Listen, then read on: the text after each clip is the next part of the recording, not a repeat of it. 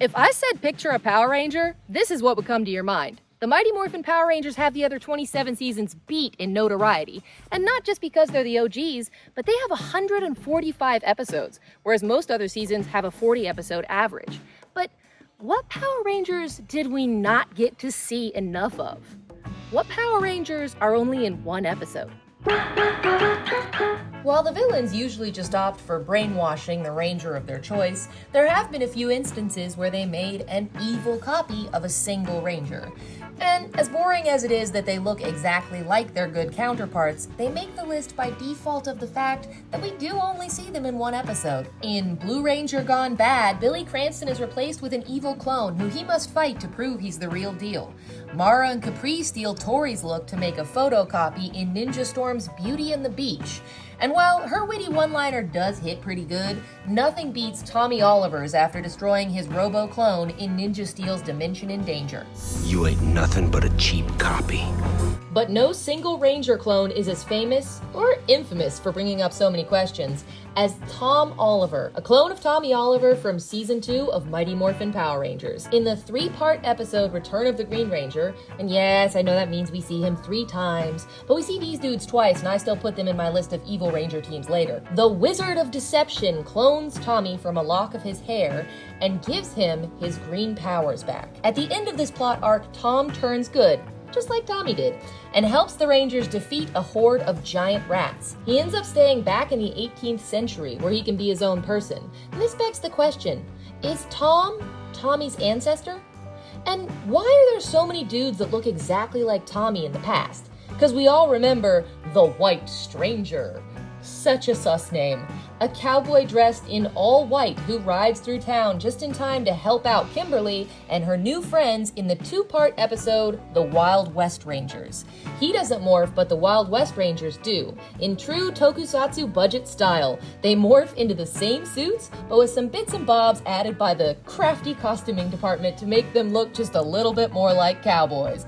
Yeehaw! Tassels! Abrupt scene change! Albert Smith gets to don the purple Dino Charge suit in one episode titled World Famous in New Zealand.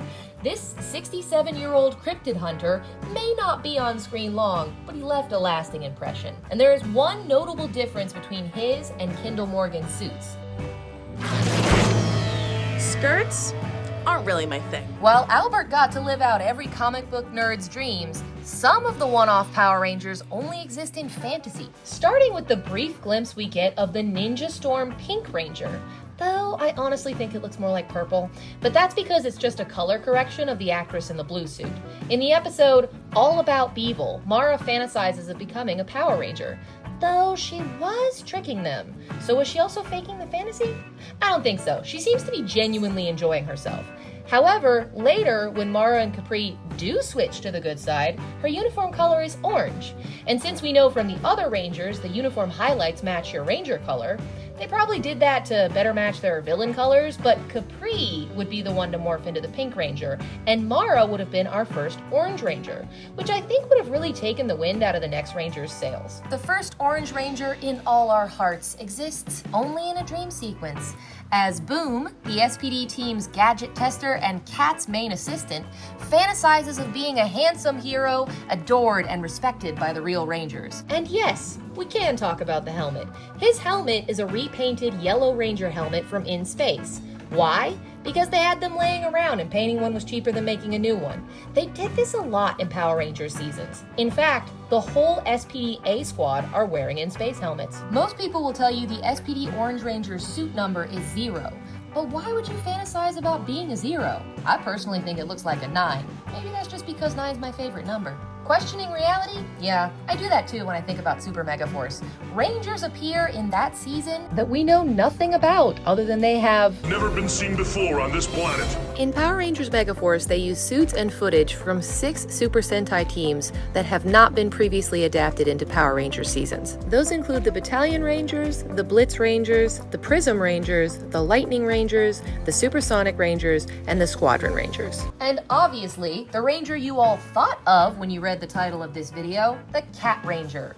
Power Rangers, SPD's Orange and White, Calico Ranger. In the episode Catastrophe, SPD's tech genius Kat Manx is given an experimental morpher by Supreme Commander Fowler Birdie, which will allow her to suit up for no more than 1 hour. She needs it to take down an old colleague turned enemy, and she does it with style. She is just dripping with badassery. Also in SPD, we see the Nova Ranger, Sam's partner from the future who finds him just in time during the final battle. Her suit bears the letter M, which makes her 1000 by Roman numerals, and I wonder if she could give the Shadow Ranger a run for his money. In the Season 1 finale of Ninja Steel, Dane Romero, father to the Red and Gold Rangers, gets his own suit. Well, it's basically the same as his son's, but with a different sash. I actually really like this sash. It's like an abstract interpretation of the design of everyone else's. And for many years, this episode also made Mick a one-off ranger, until the Red Morphin Master gave him back his powers in the opening battle of Cosmic Fury, allowing him to appear in battle alongside both Dino and Cosmic Fury Rangers. As they are both played by Kelson Henderson, Mick becoming an official ranger is a moment of vindication for Boom from SPD, and it couldn't have gone to a nicer guy. And finally, in Cosmic Fury's Operation Seasoning, we get to see a previous villain and ranger from an alternate dimension, Heckle. His Dark Ranger suit design comes from the Boom comic books, and we really don't know much about him other than one throwaway line, so I guess we'll all have to read the comics to figure out how Heckle went from Keeper to Ranger. Some people have claimed to be Power Rangers just to get attention, which they usually end up getting the wrong kind of attention. In Megaforce, Stranger Ranger, a guy named Jordan claims to be the Red Ranger and gets way too close to the battle to prove it. And he ends up stalking the Rangers and learning a thing or two about how dangerous plastic bottles are. I mean, his reflexes. Shelby's best friend Aaron claims to be the Pink Dino Charge Ranger in Besties Forever, but quickly finds she's in over her head when the Monster of the Week kidnaps her. Bulk and Skull finally do something right in Space's finale Countdown to Destruction Part 2. When Astronema is threatening the humans lest they hand over the Power Rangers, these two step forward, Bulk announcing he is the Blue Ranger and Skull the Black Ranger. Following in suit their comedic third from that season, Professor Phenomenus, stammers he is the Red Ranger. Other citizens of Angel Grove chime in, pink, silver, and yellow. Clearly, these people did not understand the monochromatic lifestyle that the Rangers hold so dear. Then it goes crazy with random people yelling they're Rangers too, until the real Rangers show up and save the day. They're not pretending to be Rangers, and they don't even get to be Rangers, but one of them is the twin brother of a Power Ranger. In Ninja Storm's Calm Before the Storm Part 1, at 6 minutes and 42 seconds, 3 civilians run up to help Cam and Hunter with a battle. These are the 3 actors who were meant to play the core team in the next season, Dino Thunder. And they are shown again at the very end of the last episode as new students attending the Ninja Academy. Unfortunately for 2 of these actors, they were recast before Dino Thunder even started filming. So only James Napier Roberts got to stay on as Connor McKnight, with a fun story explaining his previous cameo. Your brother was a Power Ranger? Nah, he couldn't even finish ninja school. Saying you're a Power Ranger is pretty crazy, but has anyone ever made themselves the costume? Yes, Bulk and Skull did. Twice. In Season 1 of Mighty Morphin Power Rangers Doomsday as Bulkster and Super Skull in an attempt to steal the Rangers' attention at an event in the park. Then again in Season 3, A Friend in Need Part 3, to try and get dates. Of course, there is one person who actually does it for the right reasons. Remember that dream of an Orange Ranger? In SPD episode 16, Boom makes his own version of that suit so he can help his friends, the Power Rangers. It's why we love him.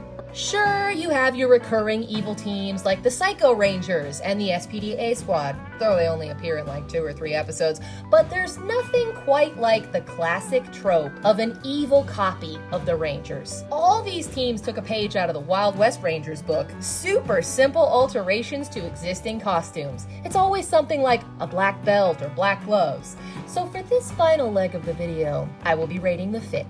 The game version of the Beast Morphers team from the episode Game On 2 out of 10, just for the poses. They look exactly the same. So do the evil Mystic Force Rangers from Light Source and the alternate dimension evil Time Force Rangers from Trust and Triumph. 2s all around. While the copies made by Premator in Mighty Morphin's Wanna Be a Ranger are exact copies, they get extra points just for the morph sequence. Everybody does their pose, and then there are 2 Yellow Rangers at the end. Priceless. 3 out of 10. I'm gonna give the disguised Vinjex from Dino Charge's Double Ranger Double Danger 3 out of 10 as well. They may be boring design-wise, but the evil slow turn towards the camera is everything. The evil Rangers from A Bad Reflection of You get style points for going after the Ranger's reputation. 4 out of 10. And while the alternate dimension Rangers from Ninja Storm's Wild Wipeout may have nothing to add suit design-wise, they do give wonderful evil performances. They have way more personality than any of the other evil teams I just mentioned, and it's a goated episode, so I have to give them 5 out of 10. That's all the boring ones out of the way. And much as it hurts me to rank these monstrosities above some lovely normal suits, they aren't boring, and as completely new designs, I have to give them bonus points, plus they get style points for their unmorphed fashion sense. It's the Dark Rangers from the Dark Rangers in Mighty Morphin. If by some miracle you didn't know, these pajamas are infamous. I'm gonna give them an even 5 out of 10, which brings us into the classic territory. Turbo, what were you thinking? Small changes, I said. Just make a part of the suit black, I said. Nope, the whole helmet is gray. It just isn't doing, y'all. But it's less horrifying than the Dark Rangers, so 6 out of 10. Now this is what I'm talking about, Overdrive. Simple, but there's a small visual difference. The evil Rangers from Red Ranger Unplugged. Does it look like they're all wearing dog collars? Yes, but it's an effective method. 6 out of 10. The Cyborg Rangers from Lightspeed Rescue. They all look like they should be wearing their clothes backwards, not fighting Rangers. The guy who built these said, "I have the technology to make them all exact copies, but fuck it, I'm sticking a dumb antennae in there 'cause I'm nasty." At least they're unique. 7 out of 10. Everyone from Ninja Steel's Dimension in Danger. Now this I can get behind. They've all gone goth.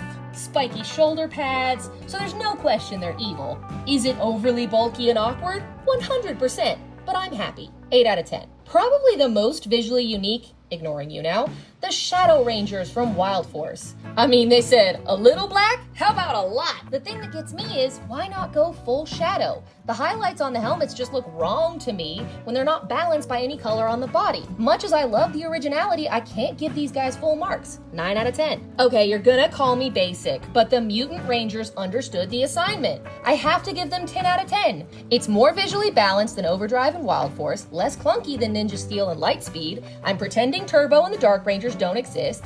It's just the epitome of less is more. And let's be honest, the Black Ranger is elevating the whole team. Like, why does this hit so good? Well, that's it for the video. I hope you enjoyed it. Who's your favorite one-off Power Ranger? Did I forget anyone? Leave them in the comment section and I'll see you next time. The Eagles say bye!